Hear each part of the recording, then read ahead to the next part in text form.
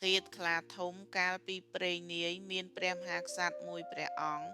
សោយរាជសម្បត្តិនៅនគរមួយមានអគ្គមហេសីជាចោមស្ត្រីមានមន្ត្រីចតុស្ដម្ភ4នាក់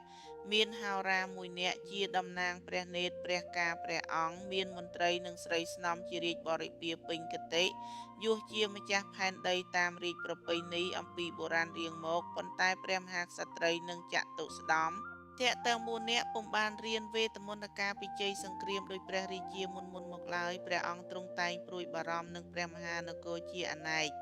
ដោយព្រះរាជានុភាពព្រះអង្គចេះតែទុនទាបចុះទ្រង់ក៏រំពឹងថាបើប្រសិនជាមានសឹកសត្រូវចូលមកលុកលុយដណ្ដើមព្រះនគរអញមុខជាព្រះនគរនឹងបានទៅក្នុងកណ្ដាប់ដៃនៃបច្ចាមិត្តដោយងាយពុំខានឡើយថ្ងៃមួយវេលាម៉ោង8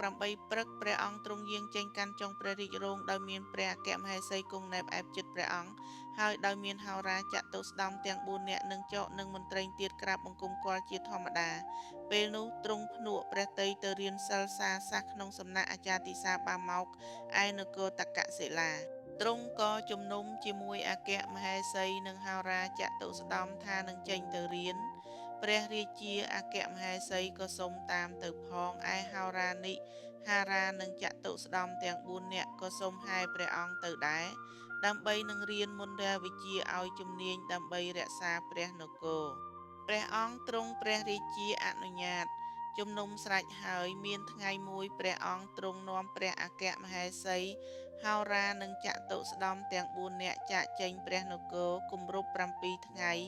ដល់ទៅនគរតកសិលាបានជួបនឹងអាចារ្យទិសាបាម៉ោកក៏សូមរៀនសិលវេទអាចារ្យទិសាបាម៉ោកទទួលភារៈបង្រៀនព្រះអង្គព្រះអគ្គមហេសីនិងហោរាព្រមទាំងចតុស្ដម្ភបានរៀនចេះចប់ជាយកន្ធបសុសពគ្រប់ទោះបីនឹងខ្លែងខ្លួនជាសត្វតិរិឆានឬជាយកន្ធបសុបណ្ណាការក៏បានដោយងាយរៀនចេះចប់ស្រេចស្ដេចសុំលាលោកអានគរអគ្គមហេសីបានធ្វើព្រះរាជដំណើរមកវិញអាចារ្យក៏អនុញ្ញាតព្រះរាជានិងព្រះអគ្គមហេបានធ្វើដំណើរមកវិញព្រមដោយហោរានិងចតុស្ដម្ភទាំង4នាក់ទ្រង់ចេញចាកក្រុងតកសិលាមកបាន3ថ្ងៃហេតុតែជាផលកម្មនាំឲ្យវង្វេងផ្លូវទ្រង់យាងកាត់ព្រៃអស់ស្បៀងអាហារសោយតែមើមឈើនិងផ្លែឈើព្រះរាជាទ្រង់ស្ដាយព្រះជន្មទ្រង់ក៏ជំនុំគិតជាមួយហោរាចតុស្ដម្ភទាំង4នាក់ព្រមទាំងព្រះអគ្គមហេសីថាឥឡូវនេះយើងជិតដល់នៅការអស់អាយុសង្ខារគ្រប់គ្នាហើយ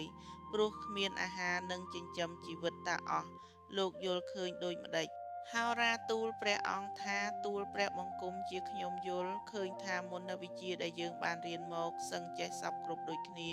ហេតុនេះបើនឹងប្រែក្រឡាខ្លួនជាសត្វខ្លាធំហើយនឹងចាប់សត្វអង្ទៀតធ្វើជាអាហារទម្រាំតែទៅដល់ព្រះនគរសឹមក្រឡាខ្លួនជាមនុស្សវិញក៏បានព្រះរាជាព្រះអគ្គមហេសីនិងចតុស្ដម្ភតាមហោរាទ្រង់ក៏ព្រះបន្ទូលថាឥឡូវរូបខ្លាទាំងមូលនេះអ្នកណានឹងត្រូវក្រឡាខ្លួនធ្វើជាអ្វី